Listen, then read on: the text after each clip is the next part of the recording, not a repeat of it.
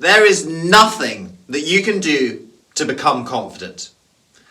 The reason for this is that people think that confidence is some kind of magic pill that you take or Jedi mind trick you play on yourself.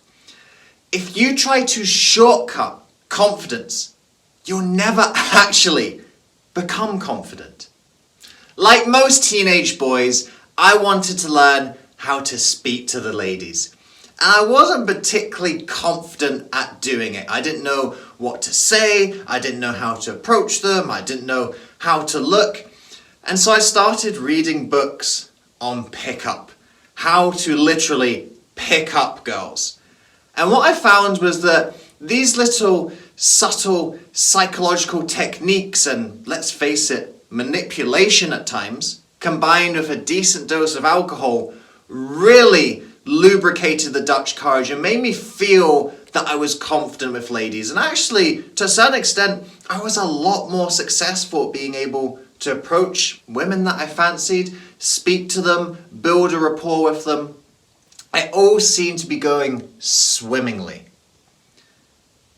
I would get into relationships, and time after time, the 3-month mark came and the relationship fizzled out. Again and again, it was this 3-month barrier. One relationship lasted to 6 months, and to be honest, we should have ended it after 3 months. And I just couldn't understand why I could be so confident approaching women, but when it came to having a relationship with them, things just fell apart. And the reason was, I was trying to shortcut confidence. I was doing all of this superficial work, and I wasn't digging deep into learning how to communicate effectively, how to build relationships with people, how to have some emotional intelligence, which I certainly didn't have.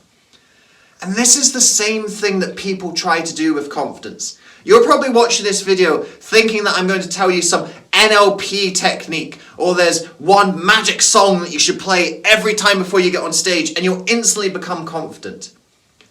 That's not how this works. And if you're here thinking that's how this works, then you should probably go and watch another video. But if you want to learn how to develop long-term confidence and build confidence on sturdy foundations rather than the weak foundations of superficial mind tricks, then I've got 3 things to share for you in this video that's going to make that happen for you. Tip number 1, build a speaker identity.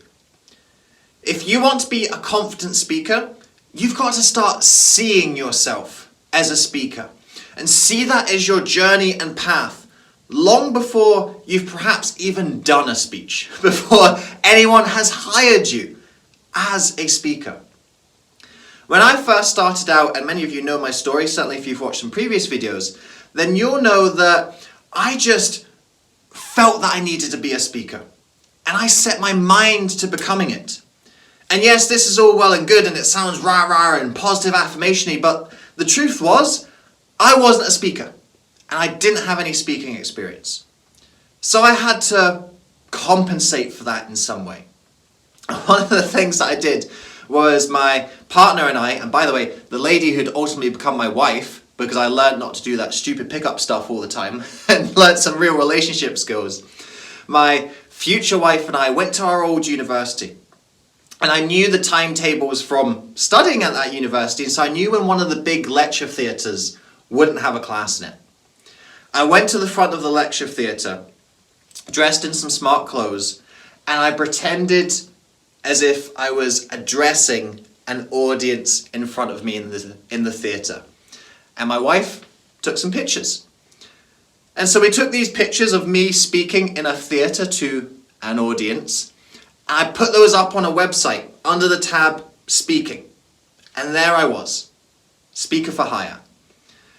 Anywhere that I went, networking groups, speaking to someone random in the coffee shop, I said, I am a speaker. And this became an identity for me. I was seeing myself as a speaker before I became one. And I know this sounds a little bit like those Jedi mind tricks that I was telling you about earlier, But you've got to start creating this identity for yourself as a speaker. And in the beginning, you don't have any evidence for that. And when you believe something without evidence, that's faith. And you've got to have faith in yourself as a speaker if you ever want to have that deep-grained confidence of one day being a speaker. Tip number 2 is them, not you. Them, not you. When speakers are starting out, and to be honest, a fair bit down the line as well, you get nervous about speaking. You get worried about, is your speech going to work? Are your audience going to receive it how you want to? You have all of the self-talk of doubt, of criticism, of judgment. That doesn't go away as a speaker. What you learn to do is change your focus. And again, this sounds a little bit like a Jedi mind trick, but these are foundational Jedi mind tricks. They're long-term changes in your perspective and changes in your conception and perception of yourself. And them, not you, is actually to stop focusing on your goddamn self. Because that's when we get stuck in our heads. That's when we get into the self-talk of criticism, of judgment. Am I doing it right? Am I coming across the right way? Instead, what you've got to do is think about, who did you want to serve when you first came into this speaking journey? Whose lives do you want to change? Who do you want to impact? Who do you want to make a difference to? And that's who you should be thinking of as you're coming on stage. That's who you should be thinking of when you're standing in an empty room in front of a camera filming videos. That's who you should be thinking of when you're doing endless writes and rewrites of a speech, endless practices and timings. You are thinking of the people who are going to have their lives changed. Them, not you. When you're able to focus on service and the people who you want to help, your nervousness, your fears dissipate. Your audience's problems are more important than your insecurities. And that is the underlying principle of them, not you. I'll be returning with tip number 3 in just a moment, but first, let me remind you about my new book, Rise and Inspire. It's so inspirational, you can barely see the cover. It just illuminates your speaking journey. If you want to feel confident, then knowing what you're doing is a massive step in feeling confident. And that's what this book was written to help you do. It's designed to help you know what you're doing when you're setting out as a speaker, trying to establish yourself in your industry, trying to solidify your message and get it out to those people who matter. Them, not you, as we were just speaking about. This book outlines everything that you need to know at the start of your journey. It's even got a section on mindset, all about generating this confidence that we're talking about here in this video. Rise and Inspire is available on Amazon. It's a #1 Amazon bestseller. Ebook, paperback, audiobook, whatever your preferred medium, it's there for you. So if you want the closest thing to a magic pill for confidence, then you want a copy of this book. You can get yours in the link below this video. Now, let's return to tip number 3. Tip number 3, archive positive feedback.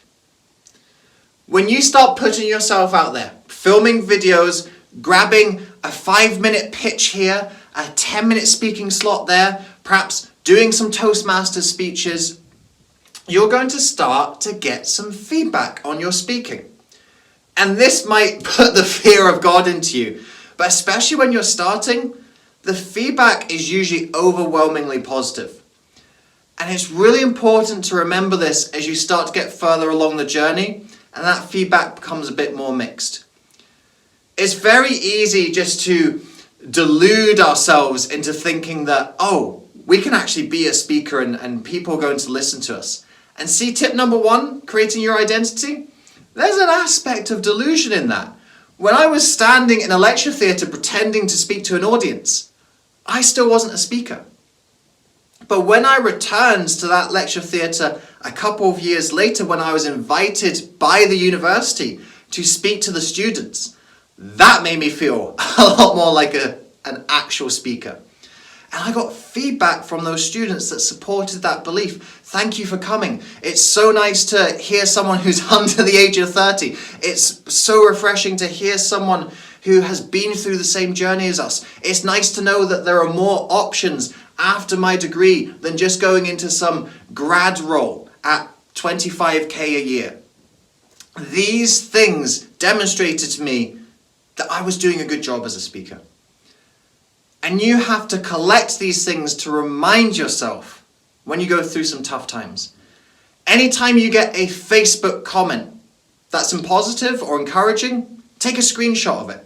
Anytime someone sends you an email after they've hired you for an event, or perhaps it was someone in the audience, screenshot that email. Anytime that someone gives you a piece of paper or whatever it is, archive that and put it in a large archive of positive feedback, because there will be times where you have a speech that tanks. There will be times where you put so much effort into a speech and it just hasn't paid off. There will be times when you're desperately trying to get a gig and there's just nothing coming to you. It's in these times that you go back and you look at that positive feedback and you realize, hey, I am actually a good speaker. There are people who I've made a difference to. It's just a rough period at the moment. And having that external validation really starts to solidify that confidence in ourselves as speakers that yes, actually, we can do this. We are on the right path. And people do care. And that's what confidence is. Confidence is knowing that we're on the right path. There is no day that you wake up and you say, this is the day that I'm now confident. Day by day, you don't notice the difference. Week by week, you don't notice the difference. It's just like your hair. If you look at your hair in the mirror day after day, nothing's happening. But after 3 months, you look in the mirror and you go, man, I need a haircut. Confidence is kind of similar. When you look back at speeches or videos you did months ago and years ago, you go, wow, I'm a lot more confident as a speaker. I'm so much more confident in expressing myself. And those are the small incremental changes, the process of confidence. There's no magic pill. But if you do the 3 things that I've suggested in this video, you can start to honor that process. And one day you're going to wake up, look in the mirror, and realize you need a haircut.